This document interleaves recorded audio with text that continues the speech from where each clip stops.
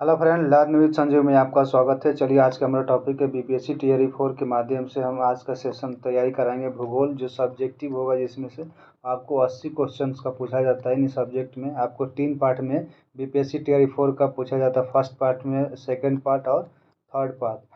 First part में आपको हिंदी और इंग्लिश होता है। सेकेंड पार्ट में आपको कॉमन पेपर यानी 40 क्वेश्चन का होता है। और थर्ड पार्ट में आपको सब्जेक्ट से होता है, जो 80 नंबर के, यानी जिस भी सब्जेक्ट से आप उस सब्जेक्ट का 80 क्वेश्चन पूछा जाता है। तो चलिए आज का हमारा सेशन का होगा। इस चीज़ के सेशन में हम बीपीएससी और बिहार स्टेट दोनों का ही सिलेबस सेम है। तो 11-12 के जो लोग भी तैयारी कर रहे हैं, यानी पीजीटी के लिए जो भी तैयारी कर, यानी बिहार में जो भी वैकेंसी आ रही है पीजीटी के लिए, अगर पीजीटी की तैयारी कर रहे हैं, अगर सब्जेक्ट आपका जो ज्योग्राफी है, तो आप इसके लिए सेशन देख सकते हैं। तो ये हमारा पहला सेशन होगा, यानी इसमें हमारा प्रैक्टिस सेट नंबर फर्स्ट होगा, जो आपको बीपीएससी टीआरई 4 और बिहार स्टेट दोनों के लिए ये बहुत ही उपयोगी होगा। तो चलिए हम इस सेशन को शुरुआत करते हैं। इस सेशन में हम पढ़ेंगे उच्च माध्यमिक और अध्यापकों के लिए जो 11-12 के लिए, इसमें सब्जेक्ट हमारा क्या होगा, भूगोल होगा, जो हम 80 क्वेश्चन का देखेंगे। तो चलिए इस हम क्वेश्चन को अपना पहला क्वेश्चन पाते हैं, जो बिहार स्टेट के भी तैयारी कर रहे हैं उनके लिए भी ये सेशन बहुत ही महत्वपूर्ण होगा। तो चलिए हम शुरू करते हैं अपना पहला क्वेश्चन पे। तो चलिए फ्रेंड, आज का हमारा पहला क्वेश्चन देखिए, भाग 3 है, जिसमें हमारा ज्योग्राफी होगा, जिसमें से हमारा 80 क्वेश्चन का होगा। चलिए आज हम इसका पहला क्वेश्चन देखते हैं। यह है हमारा 71 नंबर क्वेश्चन से शुरू होता है। पहला क्वेश्चन देखेंगे, इसमें से कौन सी ग्रामीण बस्ती वृत्तीय आकार के रूप में जानी जाती है। तो कौन सी बस्ती होगी जो हमारी ग्रामीण वृत्तीय आकार के रूप में जानी जाएगी। तो इसका ऑप्शन हमारा हो जाएगा सी, यानी झील के किनारे जो गांव का विकास होता है वो हमारा ग्रामीण बस्ती वृत्तीय आकार का रूप में माने जाती है। वृत्तीय आकार का रूप ज्यामितीय आकार का या प्रतिरूप वह अधिक अधिवास होता है जो बहाव द्वारा निर्मित होता है। जब आवास का निर्माण होता है किसी तालाब, झील, दुर्ग या देवालय, नदी आदि विषय चतुर्दिक होता है, इससे वृत्ताकार या अर्धवृत्ताकार के रूप में निर्माण किया जाता है। चलिए हम सेकंड क्वेश्चन देखेंगे। आज का हमारा अगला क्वेश्चन है कि हमारा निम्नलिखित में से कौन सी शैल श्रेणी कडप्पा शैली समूह से संबंधित है। तो कडप्पा शैल से कौन से संबंधित है। तो हमारा ऑप्शन क्या हो जाएगा, बी, यानी पापघरनी जो है ये हमारे कडप्पा शैल से संबंधित है। चलिए अब अगला क्वेश्चन देखेंगे। अगला क्वेश्चन है हमारा 73 नंबर क्वेश्चन की निम्नलिखित में से कौन सी समुद्री बंदरगाह नहीं है। इसमें से देखना है कि हमारा कौन सा समुद्री बंदरगाह नहीं है। हमारा समुद्री बंदरगाह ए ओखला नहीं है, जो समुद्री बंदरगाह ओखला नहीं है। ओखला दिल्ली का एक औद्योगिक क्षेत्र है। ओखला कौन सी है, दिल्ली का औद्योगिक क्षेत्र है। चलिए इसलिए ऑप्शन हमारा क्या हो जाएगा, ए हो जाएगा। चलिए अगला क्वेश्चन देखते हैं। अगला क्वेश्चन है हमारा कि भारत में सर्वाधिक चाय उत्पादक प्रदेश समूह है, मतलब इस सभी में से आपको सबसे ज़्यादा चाय का उत्पादन कहाँ होता है। तो हमारा ऑप्शन हो जाएगा सी नंबर, यानी तमिलनाडु, असम और पश्चिम बंगाल में सबसे ज़्यादा चाय की खेती किया जाता है। तो असम में हमको 50% की चाय की खेती होती है, और पश्चिम बंगाल में देश की सबकी टोटल 20.25%, और तमिलनाडु प्रति हेक्टेयर का उत्पादन में देश में अग्रिम है। तो ये हमारा ऑप्शन का हो जाएगा सी नंबर। चलिए अब अगला क्वेश्चन देखेंगे। अगला क्वेश्चन है हमारा कि स्वेज नहर के दोनों छोरों के 2 पतन होते हैं। स्वेज नहर होता है, उसको दोनों छोरों का 2 पतन होते हैं। ऑप्शन नंबर कौन हो जाएगा, तो हमारा एक अलेक्जेंड्रिया हो जाएगा, और दूसरा हमारा एक पोर्ट सैयद हो जाएगा, और एक स्वेज नहर हो जाएगा। तो ऑप्शन हमारा सी और डी, यानी ऑप्शन नंबर बी में दिया हुआ है। चलिए अब अगला क्वेश्चन देखते हैं। अलेक्जेंड्रिया भूमध्य सागर के दक्षिणी तट पर, जो हमारा एक जो भारत का यह जो भूमध्य सागर यहाँ पर है, वो विषुवत रेखा पर है। तो जो भूमध्य सागर के दक्षिणी तट पर स्थित होता है, तो काहिरा होता है। काहिरा जो कहाँ होता है, मिस्र की राजधानी है। चलिए नेक्स्ट क्वेश्चन पर हम बात करते हैं। अगला क्वेश्चन है कि निम्न में से किसकी भारत में ग्रीष्मकालीन मानसून वृष्टि प्रदान कराने में भूमिका नहीं है। मतलब वृष्टि का प्रदान मानसून को दृष्टि से कराने में भूमिका नहीं है। तो हमारा ऑप्शन क्या हो जाएगा, ये 1 नंबर, यानी ये नंबर हो जाएगा उत्तरी अटलांटिक दोलन NAO द्वारा। तब ऊपरी अटलांटिक दोलन जो हवा जिनकी गति 60 किलोमीटर प्रति घंटे से चलती है, या 60 और 80 के बीच से चलती है, तो वो अधिक होती है, जेड धारा कहलाती है। जेड धारा लगभग 27 डिग्री से लेकर के आपको 30 डिग्री उत्तरी अक्षांश के बीच होती है, इसलिए इसे उपोष्ण कटिबंध या पश्चिमी जेड धारा कहा जाता है।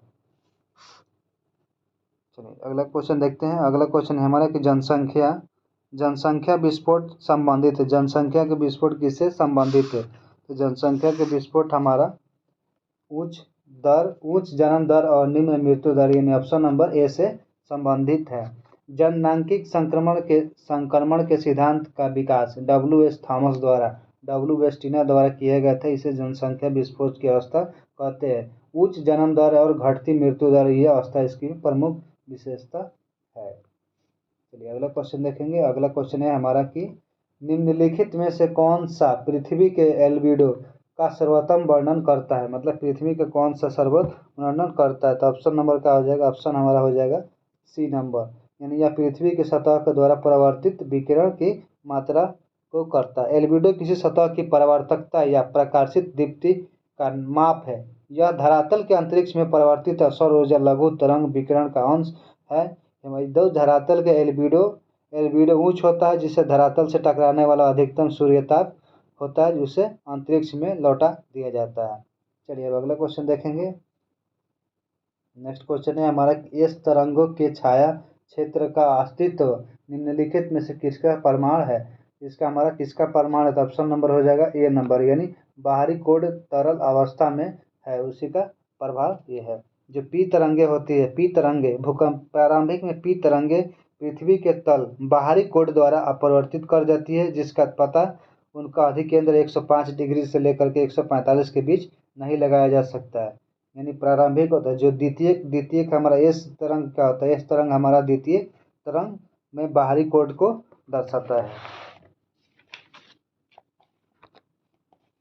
जिसको 104 से अधिक पर पता लगाया नहीं जा सकता। नहीं 104 डिग्री से होगा तो उसको अधिक पता नहीं लगाया जा सकता। ऑप्शन हमारा ए हो जाएगा। चलिए अगला क्वेश्चन देखेंगे। अगला क्वेश्चन है हमारा कि 80 नंबर चट्टानों से संबंधित शिलीभवन की प्रक्रिया क्या है? तो चट्टानों से संबंधित शिलीभवन की प्रक्रिया क्या है? तो ऑप्शन हमारा हो जाएगा बी नंबर, यानी प्राकृतिक चट्टान अवसादों को संगठित अवसादी चट्टानों में परिवर्तित करता है। इसमें कौन कौन सा होता है अवसादी? जैसे लोहा होता है, एल्युमिनियम होता है, ऑक्सीकरण से कैल्शियम और सिलिका का अवक्षेपण होता है। चलिए अगला क्वेश्चन देखेंगे। अगला क्वेश्चन है हमारा कि नवंबर के महीने में एक शक्तिशाली चक्रवात बंगाल की खाड़ी में केंद्रित है। निम्नलिखित में से किस पतन बंदरगाह को सबसे अधिक संकेत करना पड़ता है? तो ये हमारा ऑप्शन हो जाएगा चेन्नई बंदरगाह को सबसे पहले इंफॉर्मेशन दिया जाता है। सॉरी, हाँ 81 के 1 नंबर। जो शीत ऋतु के शुरुआत में उत्तरी भारत जो होता है, शीत ऋतु जब होता है, जब ठंडी के मौसम होता है शीत ऋतु, उस समय भारत में नवंबर माह से शुरू होती है और दिसंबर माह के मध्य तक, यानी 15 दिसंबर के अस्टिम तक इसकी समूचा देश इसकी चपेट में आ जाता है। इन दिनों जेट स्ट्रीम में दक्षिण शाखा की स्थित हिमालय दक्षिण में पाई जाती है। आइस्टी संरचना के पीछे हट जाता है और बंगाल की खाड़ी से बने चक्रवात को पूरब से पश्चिम दिशा में होती है। इसे चेन्नई बंदरगाह को अधिकतम सूचना दिया जाता है, इसलिए ऑप्शन हमारा क्या हो जाएगा 1 नंबर। नेक्स्ट अगला क्वेश्चन है कि सामान्य भूगोल एक विशेष भूगोल का द्विभाजन दिया जाता है।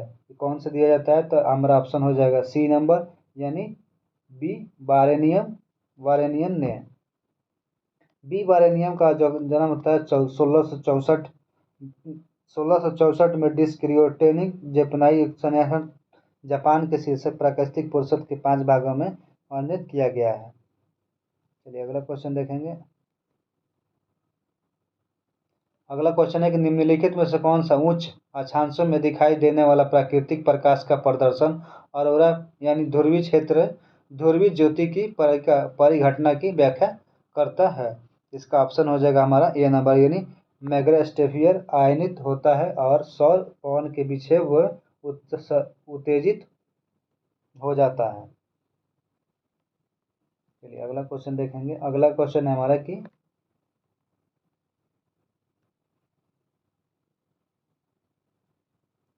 अगला क्वेश्चन है हमारा 84 नंबर क्वेश्चन है कि कार्ल रीटर के स्वदेश से दृष्टिकोण को किसने अमेरिकी भूगोल के प्रवर्तक किया था?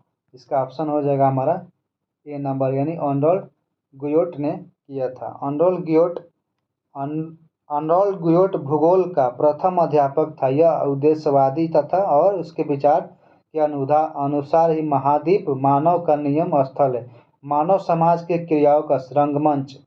गुयोट भौतिक विश्व का छात्र था। उसने 30 वर्ष तक एल्प्सियन पर्वतीय भागों में अनुसंधान किया और 1200 से अधिक प्रशिक्षण और मौसमी संबंधित एकत्रित किया और उनकी दार्शनिक पद्धति को कार्ल रीटर के रूप में प्रस्तुत किया जाता है। चलिए अगला क्वेश्चन देखेंगे। अगला क्वेश्चन है हमारा निम्नलिखित में से किस वैज्ञानिक ने सर्वप्रथम अंटार्कटिका पर ओजोन क्षय का साक्ष्य प्रस्तुत किया था? ओजोन साक्ष्य का प्रस्तुत किया था। ऑप्शन हमारा जे फॉरमैन ने किया था। ऑप्शन हमारा सी हो जाएगा। जोसेफ फॉरमैन ने नेतृत्व में ब्रिटिश अंटार्कटिका सर्वेक्षण टोली 1985 में की क्षयता का प्रत्यक्षदर्शी का प्रमाण प्रस्तुत करता है। अगला क्वेश्चन देखेंगे। अगला क्वेश्चन है हमारा कि चंद्रमा की ओर स्थित पृथ्वी के हिस्से में चंद्रमा की गुरुत्वीय शक्ति के कारण ज्वार उठते हैं। यद्यपि साथ साथ इसके विपरीत भाग में ज्वार उत्पन्न होते हैं, तो जिसका कारण क्या हो सकता है? हमारा पृथ्वी का अपकेंद्रीय बल होता है। पृथ्वी के दूसरे भाग में ज्वार की उत्पत्ति को सशक्त अपकेंद्रीय बल के कारण पृथ्वी के घूर्णन को संतुलित करने के लिए होता है। इसलिए हमारा ऑप्शन हो जाएगा पृथ्वी के अपकेंद्रीय बल। नेक्स्ट क्वेश्चन देखेंगे। अगला क्वेश्चन है कि स्थानीयकरण त्रिभुज संबंधित है।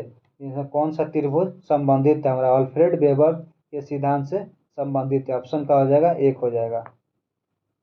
चलिए अगला क्वेश्चन देखते हैं। अगला क्वेश्चन है हमारा कि बिग बैंग सिद्धांत निम्नलिखित में से किससे संबंधित है? बिग बैंग सिद्धांत हमारा किससे संबंधित है? ब्रह्मांड के विस्तार से संबंधित है। ऑप्शन नंबर ए हो जाए। ब्रह्मांड की उत्पत्ति के विषय में सर्वाधिक लोकप्रिय तर्क महाविस्फोटक सिद्धांत बिग बैंग थ्योरी है, जिसे इसे विपरीत होते ब्रह्मांड की परिकल्पना भी कहा जाता है, जो 1920 में एडविन हम्बल ने प्रमाण किया कि ब्रह्मांड निरंतर विस्तारित हो रहा है, मतलब निरंतर ही विस्तार होते रहा है। चलिए नेक्स्ट क्वेश्चन देखेंगे। अगला क्वेश्चन है हमारा कि क्षुद्र ग्रह एस्ट्रॉयड सूर्य के चारों ओर किनके बीच चक्कर लगाते हैं? जो ग्रह होते क्षुद्र ग्रह किसके बीच चक्कर लगाते हैं? तो हमारा क्षुद्र ग्रह मंगल और बृहस्पति के बीच चक्कर लगाते हैं। तो ऑप्शन हमारा क्या हो जाएगा? B number. बृहस्पति के मध्य क्षेत्र में सूर्य की परिक्रमा करने वाले छोटे से लेकर सैकड़ों किलोमीटर आकार के पिंड है। इनकी उत्पत्ति ग्रहों के विस्फोटक यानी फलस्वरूप टुकड़ों के खंड में हुई थी।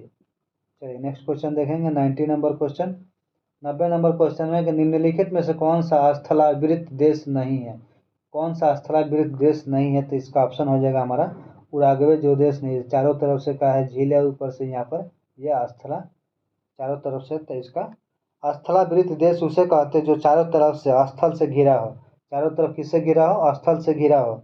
और उराग्वे दक्षिण अमेरिका महाद्वीप का एक ऐसा देश है जिसकी राजधानी मोंटेविडियो है।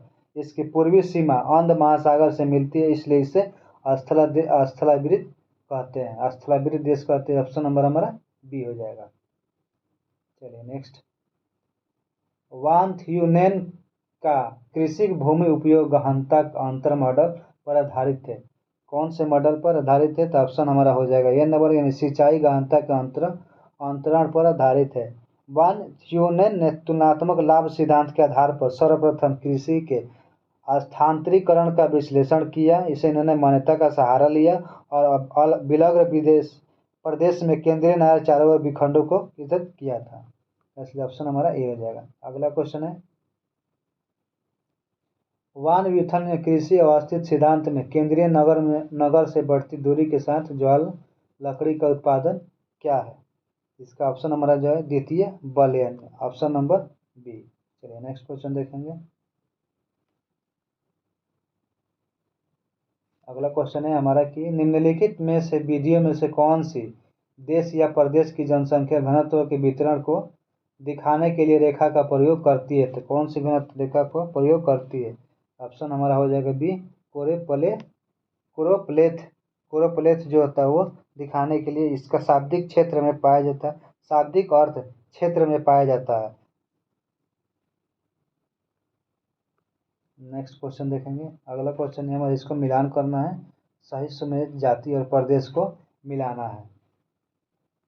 चलिए अगला क्वेश्चन है हमारा, ये हमारा जनजाति दिया है और ये प्रदेश मतलब कौन सी जाति किस प्रदेश में रहती है? तो सबसे पहले हमारा मीणा जनजाति। मीणा जनजाति कहाँ रहती है? मीणा जनजाति हमारा राजस्थान में रहती है। मीणा जनजाति राजस्थान में। और संथाल कहाँ पर है? तो संथाल हमारा झारखंड में। संथाल झारखंड, यानी एक बी का 2 नंबर झारखंड में। और टोंडा, टोंडा जाति कहाँ जाती है? तो टोंडा तमिलनाडु में पाई जाती है। और भेटिया हमारा उत्तराखंड में पाई जाती है। इस भेटिया हमारा उत्तराखंड में पाई जाती है। इसका इथी क्या हो जाएगा? ऑप्शन का हो जाएगा ए हो जाएगा। चलिए अगर नेक्स्ट मिलते हैं अगले क्वेश्चन में। अगला क्वेश्चन है हमारा कि अपर्दन के सामान्य चक्र की अवधारणा को सर्वप्रथम प्रस्तुत किया था। अपर्दन के चक्र को सर्वप्रथम किसने प्रस्तुत किया था? तो वो डेविस ने किया था। ऑप्शन नंबर 1, डेविस ने सर्वप्रथम स्थल रूप के निर्माण तथा विकास से संबंधित सामान्य सिद्धांत का भौतिक चक्र का प्रतिपादन किया था। इसका ऑप्शन हमारा ए हो जाएगा। चलिए 96 नंबर देखेंगे। पृथ्वी का एल्बिडो शब्द का अर्थ क्या है? पृथ्वी का एलिबाडो शब्द का अर्थ क्या है? ऑप्शन नंबर बी हो जाएगा। स्थल मंडल और जल मंडल और वायुमंडल से परावर्तित विकिरण की कुल मात्रा को ही एल्बिडो कहा जाता है। नेक्स्ट क्वेश्चन है कि निम्न में से कौन सी नदी भारत नेपाल की सीमा बनाती है? तो भारत और नेपाल के बीच कौन सी सीमा बनाती है? तो हमारा हो जाएगा काली नदी। काली नदी सीमा बनाती है। ऑप्शन नंबर बी हो जाएगा।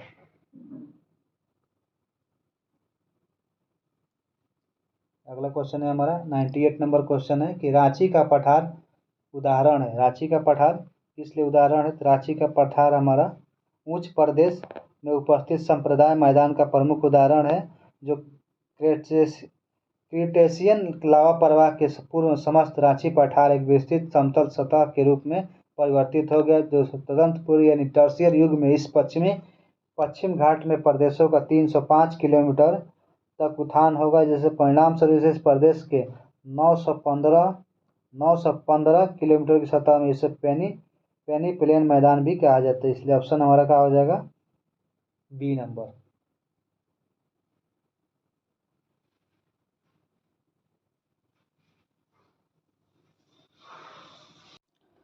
चलिए हमारे अगला क्वेश्चन देखते हैं। 99 नंबर क्वेश्चन है कि हमारे निम्नलिखित में से कौन सा एक सुमेलित नहीं है? इसमें से हमारा देखना है कि कौन सा सुमेलित नहीं है, मतलब कौन सा पूछ रहा है, कौन सा इसमें गलत है। तो हमारा ऑप्शन नंबर ये हमारा जे ए गार्नियर जियोग्राफी ऑफ पॉपुलेशन, ये हमारा सही है। आर बुड्स ये हमारा सही है। आर बुड्स ये हमारा गलत है। Population geography and developing cottage, इसका हमारा ऑप्शन हो जाएगा कॉटेज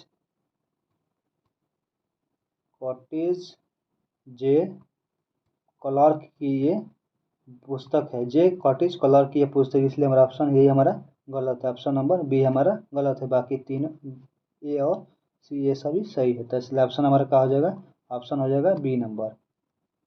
चलिए अगला क्वेश्चन देखते हैं। हम 100 नंबर क्वेश्चन देखेंगे। निम्न में से कौन सा एक समनत संरचना की आकृति नहीं है? समनत संरचना की आकृति नहीं है, तो हमारा ऑप्शन नंबर हो जाएगा सी, ग्रेबन जो होता है वो हमारा समनत संरचना की आकृति नहीं है। ग्रेबन जर्मन भाषा का एक परिभाषित शब्द है, जिसे एक घाटी या नादू नुमा गड्ढे बोझ का होता है, इसलिए ग्रेबन रिफ्ट घाटी के अंतर नहीं होता है। इसलिए ऑप्शन हमारा सी हो जाएगा। चलिए अगला क्वेश्चन देखेंगे। अगला क्वेश्चन है हमारा 101 नंबर क्वेश्चन है कि निम्नलिखित में से कौन सा सुमेलित नहीं है? यहाँ भी इसमें से गलत खोजना है कि इसमें कौन सा गलत है। तो हमारा ऑप्शन नंबर बी हो जाएगा, जो यार डंग झिवानी है, ये हमारा गलत है। बाकी सभी सही है। चलिए अगला क्वेश्चन देखते हैं। अगला क्वेश्चन भी फिर हमारा वही चीज़ है, फिर मिलान करना है कि ये कौन सा जैव आरक्षित क्षेत्र है और उस राज्य है, इसमें से कौन सा जैव आरक्षित राज्य उस क्षेत्र में पाई जाती है। तो हमारा ऑप्शन नंबर इसका है अगर स्थाई मलाई जो है ये हमारा कहाँ पर है? तो ये हमारा केरल राज्य में है, इसलिए ए का हमारा 3 हो जाएगा। और डिब्रू सेखोवा कहाँ पर है, तो वो हमारा असम में है। डिब्रू यानी बी का 4 नंबर हो जाएगा। दिहांग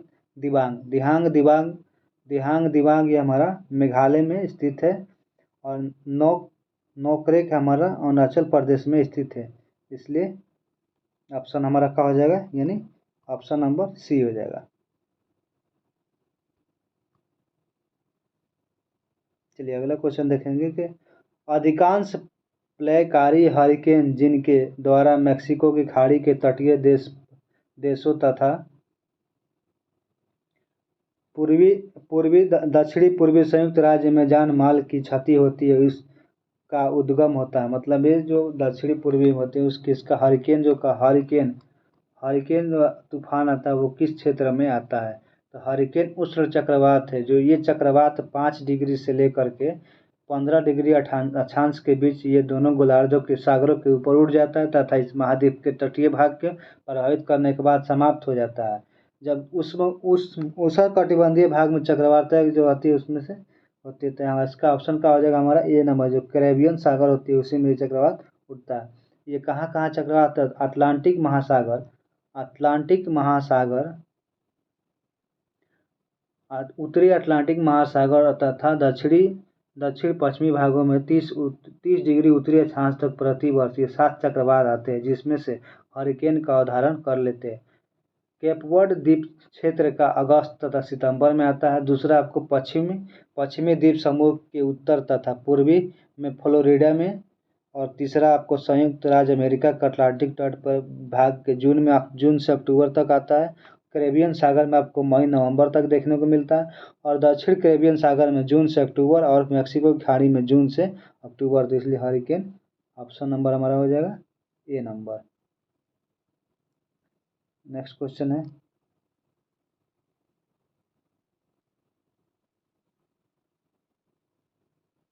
अगला क्वेश्चन है कि सूची 1 को सूची देने पृथ्वी की उत्पत्ति और उसकी प्रमुख विशेषताएं जिसको मिलान कराना है।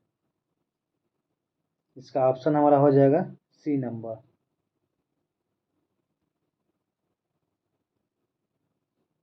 चलिए नेक्स्ट क्वेश्चन देखते हैं। अगला क्वेश्चन है हमारा कि निम्न में से किसने उत्पादन के आधार तल की संकल्पना का प्रतिपादन किया। किसने हमारा उत्तर प्रतिपादन किया है, तो हमारा ऑप्शन हो जाएगा ए नंबर, यानी JW पॉवेल ने किया था। चलिए नेक्स्ट क्वेश्चन देखते हैं। अगला क्वेश्चन है कि निम्नलिखित में से मुख्य रूप से कौन सी प्रक्रिया पृथ्वी के विकास के दौरान वायुमंडल को ऑक्सीजन से परिपूर्ण करने हेतु उत्तरदायित्व है, तो हमारा ऑप्शन हो जाएगा बी नंबर, प्रकाश संश्लेषण इसका उत्तरदायित्व है। चलिए नेक्स्ट क्वेश्चन देखेंगे। अगला क्वेश्चन है कि निम्नलिखित में से कौन सा अन्य से तीन भिन्न है। इसका ऑप्शन हो जाएगा हमारा ए नंबर, यानी तापीय संकुचन सिद्धांत ये हमारा सबसे अन्य से भिन्न है। नेक्स्ट क्वेश्चन, पेस्टरनाक झील पाई जाती है। जो पेस्टरनाक झील कहाँ पर पाई जाती है, तो ये हमारा ऑप्शन हो जाएगा ए, यानी हिमानी अपरदन से प्रभावित क्षेत्रों में पाई जाती है। नेक्स्ट क्वेश्चन देखेंगे। अगला क्वेश्चन है कि निम्नांकित में से किसे विश्व का कहवा पतन कहा जाता है। इसे किसे भी विश्व का कहवा पतन कहा जाता है, तो ऑप्शन नंबर है सेंटोस को विश्व का कहवा पतन कहा जाता है। चलिए अगला क्वेश्चन देखेंगे। अगला क्वेश्चन है कि निम्नलिखित में से कौन सुमेलित नहीं है। यहाँ फिर हमें सही यहाँ पे गलत खोजना है कि कौन सा यहाँ पे हमारा गलत है, तो 10 का हमारा सी हो जाएगा, म्यूनिख स्विट्जरलैंड नहीं है, जबकि हमारा स्विट्जरलैंड की राजधानी कहाँ पर है, तो बर्न है। चलिए नेक्स्ट क्वेश्चन देखते हैं। अगला क्वेश्चन है हमारा कि निम्नलिखित में से किस प्रदेश में पिग्मी निवासी पाई जाती है। पिग्मी एक निवासी है, जो वो कहाँ पर पाई जाती है, तो पिग्मी निवासी हमारा विषुवतीय रेखा पर पाई जाती है। विषुवतीय वन रेखा पर वैसे में ये कहाँ पर है, तो अफ्रीका में 0 डिग्री से लेकर के 3 डिग्री तक दक्षिण अक्षांश के बीच होता है। चलिए नेक्स्ट क्वेश्चन देखते हैं। अगला क्वेश्चन है हमारा कि दक्षिण गोलार्ध के चक्रवात के वायु के दक्षिणावर्त प्रवाह का मुख्य कारण क्या है। इसका प्रमुख कारण क्या है, तो हमारा विक्षेप बल के कारण होता है। चलिए नेक्स्ट क्वेश्चन देखते हैं, ऑप्शन नंबर बी हो जाएगा। अगला क्वेश्चन है कि निम्नलिखित में से कौन सा लौह अयस्क क्षेत्र के सुपीरियर झील प्रदेश से संबंधित नहीं है। सुपीरियर प्रदेश झील से कौन सा प्रदर्शित नहीं है, तो वह हमारा क्रीबोई रोग जो किससे हमारा लौह अयस्क क्षेत्र सुपीरियर झील से संबंधित नहीं है। चलिए नेक्स्ट क्वेश्चन, नेक्स्ट लेवेंस रोम की संकल्पना को प्रतिपादित किया था। लेवेंस रोम की परिकल्पना को किसने प्रतिपादित किया था, तो हमारा किसने प्रतिपादित किया था, तो ऑप्शन हो जाएगा बी नंबर, फ्रेडरिक रेडजेल ने किया था। रेडजेल कब किया था, तो 1987 में राजनीतिक भूगोल लिखा था, जिसमें उसने राज्य की तुलना जीव से की थी। उससे दृढ़पूर्वक कहा था कि राज्यों को या तो सामान्य जीव की तरह विकसित होना चाहिए या अथवा समाप्त हो जाना चाहिए, वह कभी भी स्थिर नहीं रह सकता है। रेडजेल द्वारा पहली बार लेवेंसरॉम की संकल्पना दी गई थी। इस शब्द का तात्पर्य उस भौगोलिक क्षेत्र से था जिसके अंतर्गत जीव का विकास होता है। इस संक्षेप में रहने के लिए स्थान भी कहा जा सकता है। नंबर 100 आज का हम 115 नंबर क्वेश्चन देखेंगे कि अम्लीय वर्षा का मुख्य कारण क्या है। तो अम्लीय वर्षा का मुख्य कारण क्या होता है, अम्लीय वर्षा का मुख्य कारण हमारा कार्बन नाइट्रोजन ऑक्साइड और सल्फर डाइऑक्साइड के रूप में होता है। जो ये अम्लीय वर्षा कब होता है, अम्लीय वर्षा का पद अगर अम्ल वर्षा कहते हैं, जल अम्ल वर्षा पूर्णतः शुद्ध नहीं, जो अम्ल वर्षा होता है वो भी क्या होता है, शुद्ध नहीं होता है, जिसमें से जिसका पीएच मान अगर 5 से 6 होता है तो उसको भी अम्ल यानी थोड़ा सा अम्लीय हो जाता है, जिसमें से पीएच का मान 5 होता है। और 7 जो पीएच मान होता है वो जल का तट जल 7 से कम होता है, वो अम्लीय और अधिक होने पर क्षारीय हो जाता है। यानी पीएच 4 से कम हो जाता है तो वो जैविक समुदाय के लिए हानिकारक हो जाता है। मानव स्रोतों के लिए निश्चित सल्फर डाइऑक्साइड से SO2 में पहुंचकर वो मिलकर सल्फर डाइऑक्साइड एसिड का निर्माण करते हैं। जब ये सिर्फ वर्षा जल के साथ नीचे गिरता है तो धरातल पर पहुंचता है, उसे ही अम्ल वर्षा कहते हैं। चलिए नेक्स्ट क्वेश्चन देखेंगे। अगला क्वेश्चन है हमारा कि भूकंप के संदर्भ में और केंद्र संदर्भित करता है। भूकंप के संदर्भ में अवदर्भित केंद्र कौन सा करता है, तो हमारा ऑप्शन हो जाएगा सी, जहाँ बिंदु भूकंप के दौरान ऊर्जा निर्मुक्त करती है, इसलिए ऑप्शन नंबर का हो जाएगा सी हो जाएगा। चलिए अगला क्वेश्चन देखेंगे। अगला क्वेश्चन है कि निम्नलिखित में से कौन सा सुमेलित नहीं है। इसमें से कौन सा हमारा सुमेलित नहीं है, ऑप्शन हो जाएगा हमारा ए, यानी साउथ अफ्रीका में बेल्ट का मैदान नहीं होता है, वहाँ पर हमारा बेल्ट का मैदान नहीं होता है। हम देखते हैं कौन कौन, तो अमेरिका में हमारा यूरोप अमेरिका स्टेपिज होता है, दक्षिण अमेरिका में बेल्ट होता है, और ऑस्ट्रेलिया में डाउन्स घास होता है, और अर्जेंटीना में पम्पास होता है, इसलिए ऑप्शन नंबर का हो जाएगा ए हो जाएगा, जायरे हो जाएगा, जहाँ हमारा ऑप्शन नंबर ए 17 का ऑप्शन ए हो जाएगा, जायरे जहाँ स्टेपिज होते हैं। अगला क्वेश्चन देखेंगे। अगला क्वेश्चन है हमारा कि प्राचीन काल के यूनान वासियों की जानकारी के अनुसार विश्व का पहला मानचित्र निर्माण किया गया था। विश्व का मानचित्र किसने किया था, तो ओनेक्सीमांडर द्वारा किया गया था विश्व का प्राचीन मैप।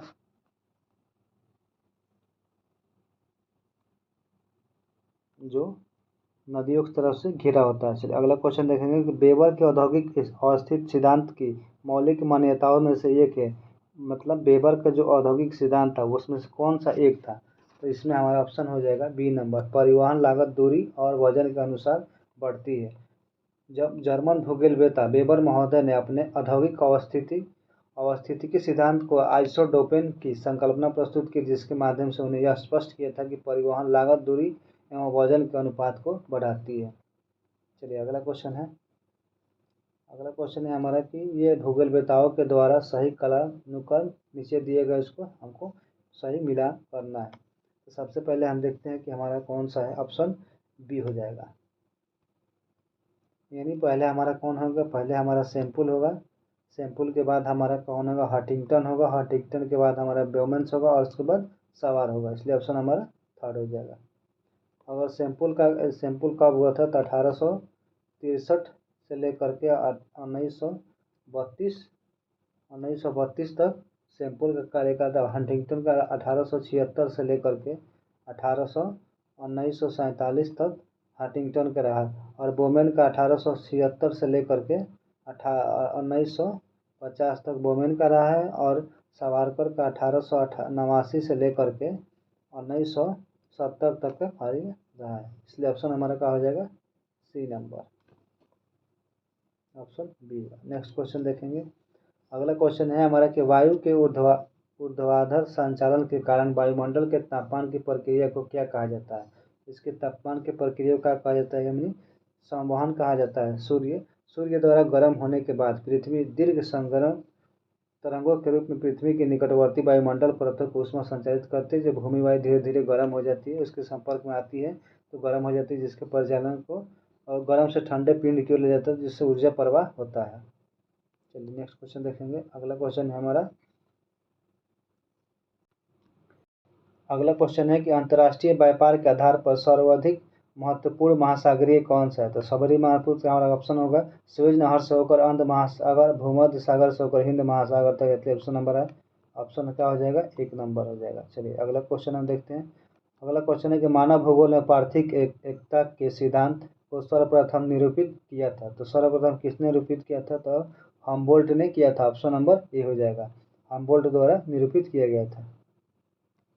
चलिए अगला हम क्वेश्चन देखेंगे 24 नंबर कि निम्नलिखित में से कौन सा वातावरण में उनकी घटती मात्रा के क्रम के गैसों को सही अनुक्रम सजाता है। तो हमारा ऑप्शन हो जाएगा B number, nitrogen, oxygen, argon और कार्बन डाइऑक्साइड।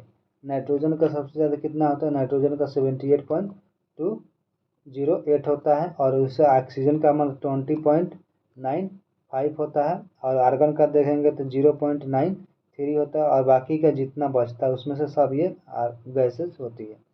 चलिए हमारा इसका ऑप्शन बी हो जाएगा। नेक्स्ट 125 क्वेश्चन देखते हैं कि एंडीज पर्वत का उदाहरण है। एंडीज पर्वत का उदाहरण कौन है, ऑप्शन नंबर सी, जो बल्लित पर्वत होते हैं वही हमारा एंडीज पर्वत का उदाहरण है। एंडीज पर्वत का उदाहरण बल्लित पर्वत विश्व के सबसे ऊंचा तथा सर्वाधिक विस्तृत पर्वत है, जिसका विस्तार हर महाद्वीप में पाया जाता है, जैसे हिमालय, एंडीज, रॉकीज, एटलस आदि इसके सब उदाहरण है। चलिए अगला क्वेश्चन है 126 नंबर। भारत में सर्वोच्च श्रेणी के संगमरमर निम्न में से किस स्थान में पाया जाता है। तो हमारा सर्वोच्च श्रेणी किसमें पाया जाता है, मकराना, यानी मकराना के राजस्थान के मकराना में संगमरमर पाया जाता है। और मध्य प्रदेश के जबलपुर में दूधिया किस्म का, मध्य प्रदेश के जो जबलपुर में दूधिया संगमरमर पाया जाता है, इसका ऑप्शन हमारा मकराना हो जाएगा, सी। चलिए अगला क्वेश्चन है हमारा कि मृदा निक्षालन बड़ी चुनौती है। मृदा हमारा निक्षालन किसके चुनौती है, तो उष्णकटिबंधीय वर्षा प्रदेशों की ये है। उष्णकटिबंधीय वर्षा प्रदेशों में उच्च तापमान के कारण यांत्रिक अपक्षय होता है, जिसके बाद द्वारा निक्षालन होने से हुमस की परत उखड़ जाती है, जिसके कारण ये उष्णकटिबंधीय वर्षों में होती है। चलिए नेक्स्ट अगला क्वेश्चन है कि हमारा निम्नलिखित में से कौन सा सरिता समूह मालवा पठार के पीछे विभजित, सरिता मतलब होता है हमारा नदी, कौन सा है, तो हमारा ऑप्शन हो जाएगा सी नंबर, यानी चंबल, बेतवा और बीना नदी। मालवा पठार जो 530 किलोमीटर लंबाई और 390 किलोमीटर चौड़ाई के साथ प्रायद्वीपीय लगभग 15,000 वर्ग क्षेत्र में विस्तृत यानी फैला 2 पवन तंत्र विभक्त होता है। और प्रथम अरब सागर में नर्मदा, ताप्ती, माही, और दूसरा बंगाल की खाड़ी की ओर जमुना में सहायक चंबल, बेतवा, बीना और केन आदि की नदियाँ हैं। इनकी 4 सुपष्ट इकाइयाँ, यह पठार पश्चिम विंध्य श्रेणी की इनकी शाखा से घिरा हुआ होता है। चलिए अगला हमारा क्वेश्चन है कि कोपेन की जलवायु वर्गीकरण की योजना में AW का निर्देशित करता है। AW हमारा नीचे यानी ब्लॉक डायग्राम 29 के बी नहीं, अर्धशुष्क स्टेपिस जलवायु हो जाएगा। चलिए नेक्स्ट क्वेश्चन देखेंगे। अगला क्वेश्चन है हमारा कि निम्नलिखित में से किसने उच्चावाच प्रदर्शन हेतु ब्लॉक डायग्राम की तकनीक का प्रतिपादन किया था। तो इसका हमारा ब्लॉक डायग्राम का 1 के ऑप्शन हो जाएगा बी नंबर, जी के गिलबर्ट द्वारा किया गया था, ऑप्शन बी। चलिए अगला क्वेश्चन देखेंगे। अगला क्वेश्चन है हमारे कि निम्नलिखित में से कौन सा प्लेट विवर्तन के सिद्धांत से नहीं है। प्लेट ध्रुवों का वर्णन नहीं करता, ऑप्शन नंबर बी हो जाएगा। नेक्स्ट क्वेश्चन देखेंगे। अगला क्वेश्चन है कि निम्नलिखित में से कौन सा सौर्य तरंग सुदूर संवेदन तकनीकी उपग्रहों का संयोग की जाती है। इसका ऑप्शन हमारा हो जाएगा तापीय इंफ्रारेड तरंग। चलिए अगला हम क्वेश्चन देखेंगे 133 नंबर। हमारा क्वेश्चन है कि भूगोल को मानव पारिस्थितिकी के रूप में परिभाषित किया। पर मानव को परिभाषित कौन किया था? तो हरलान बैराज ने किया था। हरलान बैराज मानव पारिस्थितिकी अथवा मानव को अपने प्राकृतिक पर्यावरण में समायोजन करने की अवधारणा को संस्थापक माना जाता है। चलिए अगला क्वेश्चन देखेंगे 134 नंबर। नॉर्वेस्टर काल बैसाखी नामक छोटे आकार के तूफान का सद्भव बंगाल की खाड़ी के शीर्ष भाग से कब होता है? इसका हमारा ऑप्शन हो जाएगा सी नंबर, अप्रैल के और मई के में होता है। अगला क्वेश्चन है कि हमारा निम्नांकित में से किस विद्वान के संतुलन पर विचार एरी से मेल खाता है?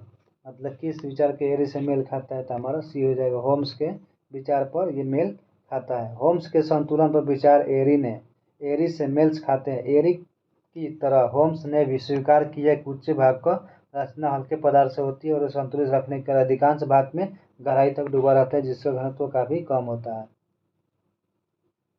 अगला क्वेश्चन है कि तुलबुर परियोजना किससे संबंधित है? तुलबुर परियोजना हमारा झेलम नदी से संबंधित है। चलिए अगला क्वेश्चन है देखते हैं।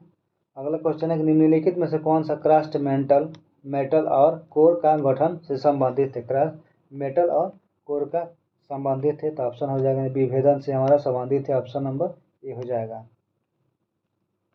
अगला क्वेश्चन है कि 138 नंबर क्वेश्चन हम देखेंगे कि प्राकृतिक एवं मानव के संबंध में को समझते हुए ब्लॉस ने फ्रांस के जिस प्रादेशिक संकल्पना की परंपरा का उदाहरण दिया है उसे क्या बोलते हैं? उसे हम पेज ऑप्शन नंबर ए बोलते हैं। ब्लॉस ने अपनी पुस्तक टेवला डीला जियोग्राफी डे ला फ्रांस प्रकाशित की थी। यह भूगोल साहित्य में उत्तम योगदान था, जिसे लघु प्रदेश या पेज संश्लेषण से भी प्रयास किया जाता है। हम अगला क्वेश्चन देखेंगे, निम्नलिखित में से किसे पर्यावरण के मूल संगठकों में नहीं सम्मिलित किया गया है? तो इसमें कौन से सम्मिलित नहीं किया गया है? तो हमारा ऑप्शन हो जाएगा स्थानिक को इसमें सम्मिलित नहीं किया गया, ऑप्शन नंबर ए हो जाएगा। जिसके तीन प्रमुख प्रकार के विभक्त भी किया जाता है। कौन सा? तो भौतिक और या अजैविक संगठक। दूसरा हमारा तो जैविक संगठक।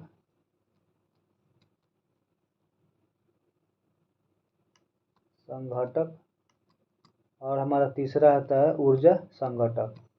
ये हमारा ऑप्शन नंबर ए हो जाएगा। चलिए अगला क्वेश्चन है कि हमारा सूची मिलान करना है खनन क्षेत्र से और खनिज के क्षेत्र में कौन कौन सा है। इसका ऑप्शन हमारा हो जाएगा 41 के ए नंबर।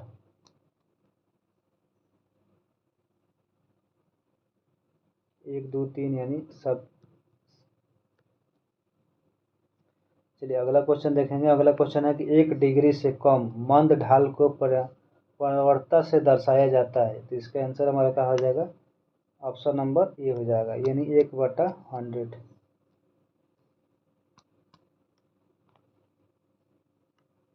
चलिए अगला क्वेश्चन देखेंगे। अगला क्वेश्चन है हमारा 142 नंबर। दिए गए चित्र में कौन सा जल प्रवाह प्रतिरूप प्रदर्शित करता है? तो इसमें दिखाना है कौन सा हमारा प्रदर्शित करता है, तो इससे हमारा हो जाएगा और ये हमारा प्रदर्शित करता है। चलिए ऑप्शन नंबर बी हो जाएगा। चलिए अगला क्वेश्चन हम देखते हैं। नेक्स्ट क्वेश्चन है हमारा कि निम्नलिखित में से किस युग में पृथ्वी लगभग बर्फ से ढकी हुई है? इसका ऑप्शन हमारा हो जाएगा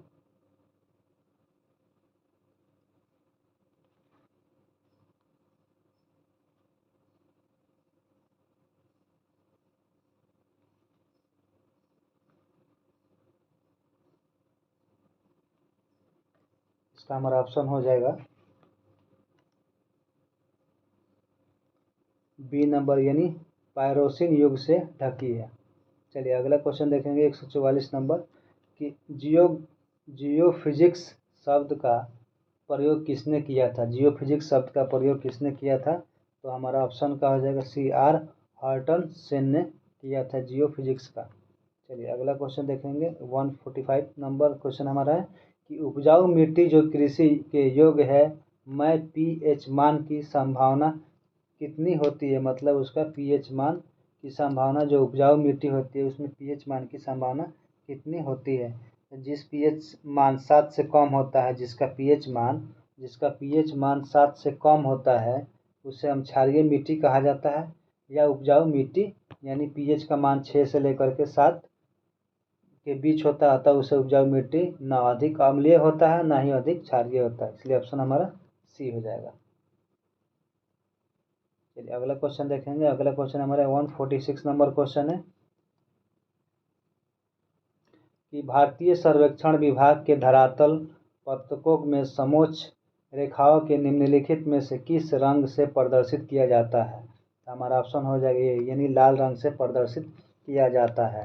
चलिए नेक्स्ट क्वेश्चन देखेंगे। अगला क्वेश्चन है हमारा कि निम्न में से कौन सी ठंडी समुद्री जलधारा है। तो हमारा कौन सा समुद्री जलधारा है, वेनेजुएला हमारा होता है जो जलधारा है, वेनेजुएला धारा जो दक्षिण अंध महासागर में बहने वाली एक ठंडी महासागरीय धारा है, जो साउथ अफ्रीका के पश्चिमी तट से टकराकर तट के सहारे उत्तर दिशा में प्रवाहित होती है। इसका अक्षर पश्चिम के केप कोस्ट के अलोका में देखा जा सकता है। चलिए अगला क्वेश्चन देखेंगे 148 में है कि निम्नलिखित में से कौन सा कथन परवाल भित्ति के अवतलन सिद्धांत के बारे में सही नहीं है। तो कौन सा इसके अवतलन के बारे में सही नहीं है, तो ये हमारा ऑप्शन हो जाएगा बी नंबर। बी है, जो इस सिद्धांत के अनुसार परवाल कीट छिछले और गहरे महासागरीय जल में बढ़ते हैं। चलिए अगला क्वेश्चन देखेंगे। अगला क्वेश्चन है हमारा कि 149 नंबर क्वेश्चन है कि निम्नलिखित में से कौन सा भारत की सीमा में स्थित एकमात्र सक्रिय ज्वालामुखी है। भारत की स्थिति में कौन सा ज्वालामुखी है, तो ऑप्शन हो जाएगा हमारा ये बैरन द्वीप। जो बैरन द्वीप कहाँ पे है, तो अंडमान निकोबार अंडमान द्वीप समूह में है। जो उस अंडमान द्वीप समूह में कितने द्वीप समूह है, 204 गो द्वीप इसमें सम्मिलित है, जिससे बृहद एवं लघु अंडमान प्रमुख है। बृहद अंडमान संकरी विनाशकारी तराई उत्तर मध्य दक्षिण एशिया का अंतरा आइलैंड द्वीप में विभक्त और अंडमान से लगभग 80 किलोमीटर पूर्व बैरन द्वीप नाराकोंडम ज्वालामुखी द्वीप पर स्थित है। बैरन द्वीप जागृत ज्वालामुखी के उदाहरण को भी प्रस्तुत करता है। चलिए इस एपिसोड का हमारा लास्ट क्वेश्चन है, यानी 150 इस क्वेश्चन। तो पृथ्वी की उत्पत्ति से संबंधित अंतर तारिक धुलित परिकल्पना को किसे प्रस्तुत किया है। इसका हमारा ऑप्शन हो जाएगा ऑटो शिमडे ने प्रस्तुत किया है। ये हमारा इस एपिसोड का 1 था, जिसके हमने 180 क्वेश्चन की इसको देखते थे। ये आपका सेशन बहुत ही महत्वपूर्ण है। आपको बीपीएससी जो BTRE4 और बिहार स्टेट की तैयारी कर रहे हैं उनके लिए ये सेशन बहुत ही महत्वपूर्ण है। तो चलिए आज के सेशन हम यही रखते हैं, मिलते हैं फिर अगला नेक्स्ट एपिसोड में। चलिए आज के लिए धन्यवाद।